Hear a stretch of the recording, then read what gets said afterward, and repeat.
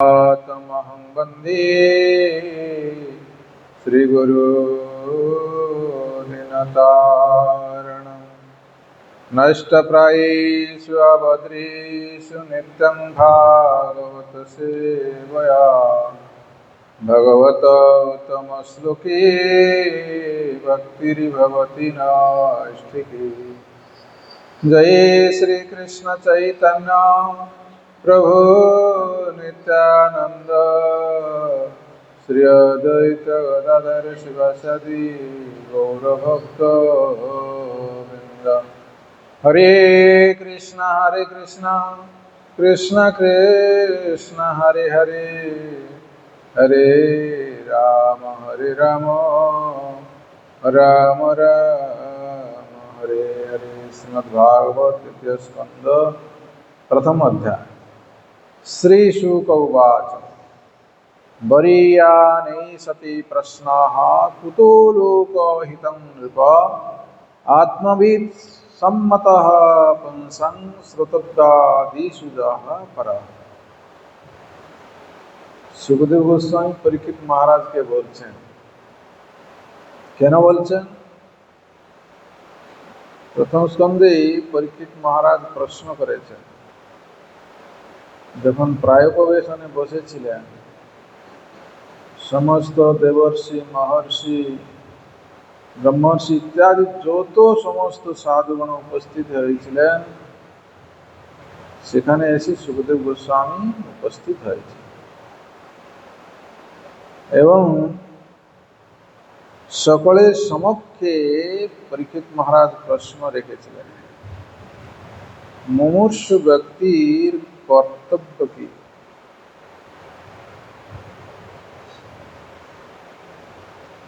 পরীক্ষিত মহারাজ ভগবানকে দর্শন করেছেন, ভগবান তাকে রক্ষা করেছেন। পরীক্ষিত মহারাজের তার কোনো কিছু অভাব নেই, তাহলে তিনি কেন প্রশ্নটা করলেন? তার নিজের জন্য না কারো জন্য? জগৎ জীবের মঙ্গলের জন্য তিনি প্রশ্ন করেছেন যে মুমূর্ষু ব্যক্তির উপায় কি। কারণ তিনি অভিনয় করে দেখাচ্ছেন সর্পের রাজা তক্ষকের দ্বারা 7 দিনের মধ্যে তার মৃত্যু হবে, এইরকম পরিস্থিতিতে তিনি পড়ে আছেন। জগৎ জীব বদ্ধজীব সংসার চক্রে শুধু ঘুরপাক খাচ্ছে, সে বুঝে না ভালো মন্দ কি, তার কি প্রয়োজন, কিসের দ্বারা তার মঙ্গল হবে, তাই তিনি প্রশ্ন করছেন। রাজা পরীক্ষিতের প্রশ্ন ম্রিয়মাণ পুরুষের সম্যক রূপ সিদ্ধি ভগবত চরণ প্রাপ্তি লাভের জন্য কি কর্তব্য, কোন বিষয় শ্রোতব্য, যোগ্য, স্মর্তব্য, ভজনীয় এবং কোন কোন কার্যই বা অকর্তব্য, কোনটা কর্তব্য কোনটা অকর্তব্য জিজ্ঞাসা করছে। তদুত্তরে সুখদেব গোস্বামী বলছেন, হে রাজন, হে রাজা, আপনি যে শ্রেষ্ঠ প্রশ্ন করিয়াছেন সেই প্রশ্নই লোকহিত কর। এই যে প্রশ্নটা করলেন এটা সাধারণ নয়, বরীয়ানেশ, অর্থাৎ শ্রেষ্ঠ প্রশ্ন করেছেন এবং লোকের মঙ্গলের জন্য। ইহা প্রাকৃত দোষ রহি, কারণ এই প্রশ্ন আপনার সভায় সমুপস্থিত আত্মবিদ মুক্ত কুলেরও সম্মত। আপনার পাশে যারা আছেন তারা সকলেই এই প্রশ্নের জন্য সম্মত করেছেন। এই জন্য বলছেন এই হচ্ছে শ্রেষ্ঠ উৎকৃষ্ট প্রশ্ন, আর এই প্রশ্নের দ্বারা সকল লোকের মঙ্গল হবে, পরম মঙ্গলকর। কিন্তু ইহা প্রাকৃত প্রশ্ন নয়। বিশ্বনাথ চক্রবর্তী ঠাকুর বলছেন এটা প্রাকৃত প্রশ্ন নয়। সেই জন্য বলছেন তোমার সভায় উপবিষ্ট আত্মতত্ত্বজ্ঞ মুক্তগণেরও সম্মত। এটা প্রাকৃত নয়, কারণ যারা সব উপস্থিত আছে তাদের সম্মত, তারা এই নিমিত্তই এখানে আগমন করে আছে। এইরকম একটা সুন্দর শ্রেষ্ঠ প্রশ্ন হবে, সমস্ত জীবের উদ্ধারের জন্য সুখদেব গোস্বামী বলবেন, তারাও সেই জিনিসটা আস্বাদন করবে, এই জন্য তারা উপস্থিত হয়েছে। 7 দিনের মধ্যে রাজার মৃত্যু হবে, রাজা সমস্ত ছেড়ে ছেড়ে দিয়ে গঙ্গা তীরে এসে প্রায় প্রবহন করেছেন। রাজাকে সান্ত্বনা দেওয়ার জন্য তারা কিন্তু আসেনি। জগতের লোক মনে করছে যে আমারও কষ্ট পড়েছে, আমরা সান্ত্বনা দিতে যাই, সেই রকম তারা যায়নি সেখানে। তারা জানে যেখানে ভালো কিছু আস্বাদন হবে, তাই জন্য সেই পরীক্ষিত মহারাজের প্রশ্নটাকে তারা সম্মত করেছে, কারণ তারা সেই সমস্ত কথা শুনবার জন্য এসেছিলেন। শ্রোতব্যাদিষু, অর্থাৎ সজ্জনগণের প্রশ্ন ও শ্রবণ কীর্তন ও স্মরণ করা হয়। অতএব সেই শ্রোতব্যাদি প্রশ্ন সময়ের মধ্যে যে প্রশ্ন পর, অর্থাৎ ইহা অপেক্ষা অন্য উৎকৃষ্ট প্রশ্ন কোন প্রশ্নের অভাব বশত ইহা সর্বান্তিম সর্বশ্রেষ্ঠ। এই প্রশ্ন শ্রবণ করিয়া কীর্তন করিয়া স্মরণ করিয়া সমস্ত নরমাত্রেই সর্বতভাবে সাতিশয় কৃতার্থ হইয়া থাকে। আর আমার প্রদত্ত এই প্রশ্নের উত্তর শ্রবণ করিয়া তুমি যে কৃতার্থ হইবে, ইহা আর অধিক কি? সুখদেব গোস্বামী বলছেন, তুমি যে প্রশ্ন করেছ তার উত্তর আমার কাছ থেকে শুনে তুমি কৃতার্থ হবে। কারণ আমরা জানি গঙ্গা স্বর্গ মর্ত্য পাতালে যেখানে গেলেও পবিত্র, কোনো অপবিত্র না। সেই জন্য ভাগবত কথা যারা শুনবে, যিনি বলবেন আর যিনি প্রশ্নকর্তা, পরীক্ষিত মহারাজ প্রশ্ন করছেন, সুখদেব গোস্বামী উত্তর দিচ্ছেন, আর সকলে শুনছেন, ব্রহ্মর্ষি মহর্ষি দেবর্ষি ইত্যাদি সকলে শুনছেন। হ্যাঁ, তাই বলছেন শ্রোতৃবৃন্দ এই ত্রিবিধ জন সকলকে পরম পবিত্র করিয়া থাকে। সুখদেব গোস্বামী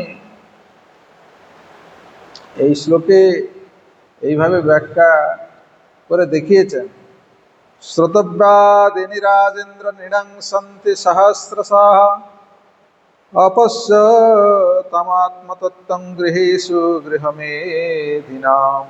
হে রাজশ্রেষ্ঠ, গৃহেস্তে আসক্ত চিত গৃহগত পঞ্চ শোনা পর এবং আমরা কে কি বা করিতেছি, ভবিষ্যতে আমাদের কি হইবে এবং কি প্রকারই বা নিস্তার লাভ করিব ইত্যাদি আত্মতত্ত্ব জ্ঞান আলোচনায় উদাসীন ব্যক্তিদিগের অসংখ্য শ্রবণীয় কীর্তনীয় স্মরণীয় বিষয় সমূহ আছে।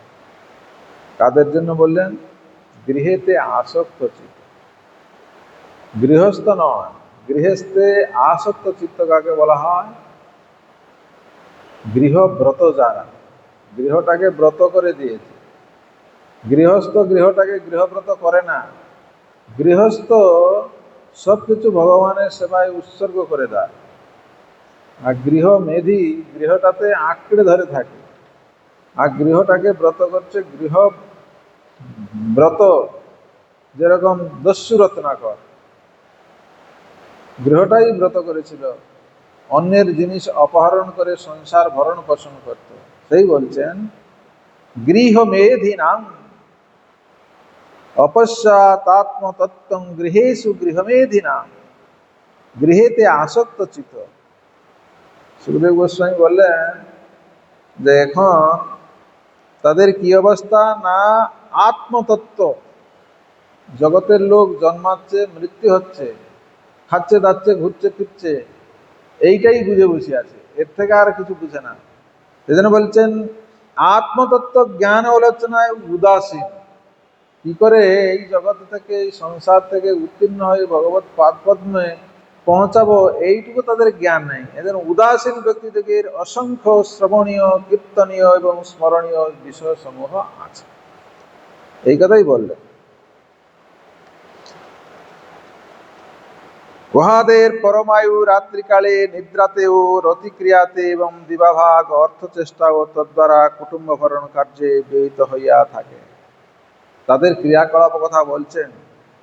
এরা ঘুমায় আর সারাদিন কি করে টাকা ইনকাম হবে, অর্থ চেষ্টা আর সংসার ভরণ পোষণে সময়টাকে কাটিয়ে দেয়। এতে মঙ্গল হবে না। তাই বলছেন গৃহ মেধি এদেরকে বলা হয়। সেই সকল গৃহমেধি জনগণের বৃথাই পরমায়ু ব্যয় হইতেছে। দিনের পর দিন চলে যাচ্ছে, ভগবত ভজন করছে না। গৃহমেধি রাত্রিকালে আয়ুষ্কাল নিদ্রার দ্বারা অতিবাহিত হয়, যেহেতু রাত্রি প্রায় কোনো কর্ম করার অযোগ্য কাল। আর দিনের বেলা অর্থের স্পৃহায়, কারণ অর্থ ব্যতীত কোনো সাংসারিক কর্ম সিদ্ধ হয় না। অর্থলাভ হইলেও তাহা কুণ্ঠব্য ভরণেই ব্যয়িত হয়। তারা ভগবানের সেবা করে না, যেহেতু কর্মীগণের আত্মস্বজনের ভরণ পোষণ বিহিত হইয়াছে। সুখদেব গোস্বামী সেই 60,000 মুনি ঋষিবৃন্দ পরিবৃত নারদ, ব্যাস, পরাশর থেকে শুরু করে সকলে আছেন, এই কথাই বলছেন। সেখান থেকে কিন্তু কেউ উঠে পালিয়ে যায়নি। নারদও চলে যায়নি, ব্যাসও চলে যায়নি, কেউ উঠে চলে যায়নি।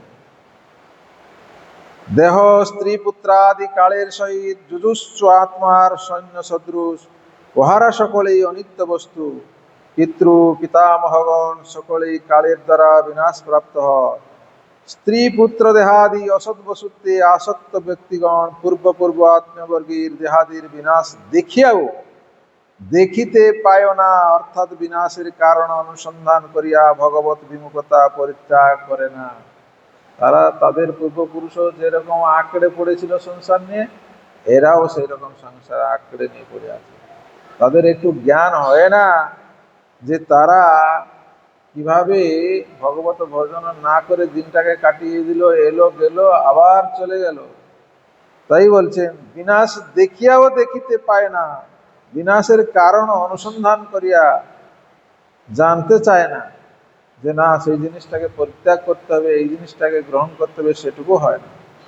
এই পরম বংশাবতংস, যিনি সর্বভয় নিবারক, সর্বানন্দময় পুরুষার্থ লাভ রূপ অভয় ইচ্ছা করেন, তাহার পক্ষে সকল জীবের পরমাত্মা অভয় প্রদাতা ভগবান শ্রী হরি শ্রবণীয়, কীর্তনীয় ও স্মরণীয়। কাদের জন্য বললেন?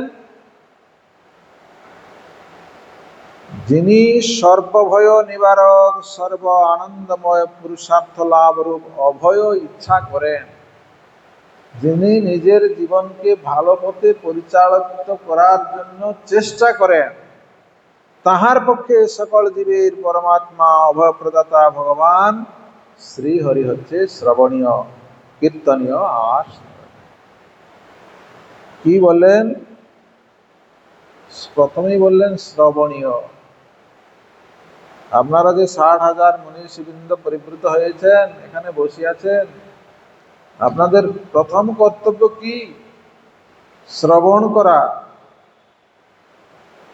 তাই সুখদেব গোস্বামী পরীক্ষিত মহারাজকে